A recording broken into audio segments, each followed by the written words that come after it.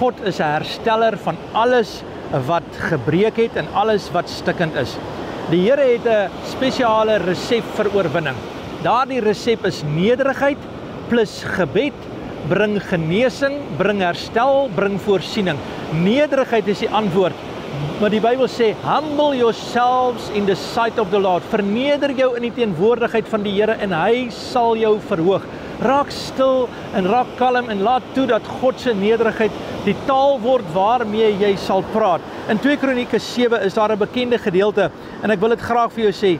En my volk oor wie my naam uitgeroep is, wanneer hulle hul verootmoedig en bid en my aangesig soek en hulle bekeer van hulle verkeerde weë, dan sal ek uit die hemel hoor en hulle sonde vergewe en hulle land genees.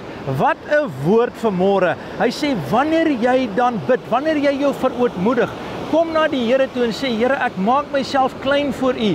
Johannes het gesê, ek moet minder word en Jesus moet meer word. Hierdie is die antwoord. Nederigheid is die antwoord. Hoogmoed is die resep vir groot probleme.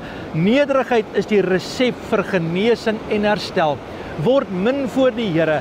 Verneder jou voor die aangesig van die Here.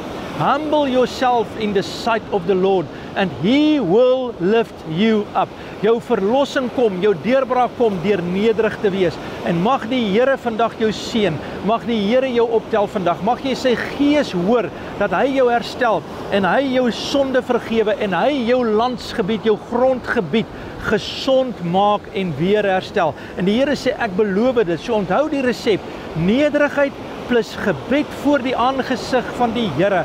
Bring herstel en bring genesing. God beloof dit vandag vir jou en wanneer jy dit doen, hoef jy nie meer te vrees nie. Jy hoef nie meer in bekommernis te wees nie, want God is aan jou kant. Maak dit saak uit vandag en sê, die Here, U is my bron. U is my antwoord. Sonder U kan ek niks doen nie. U is alles in my lewe.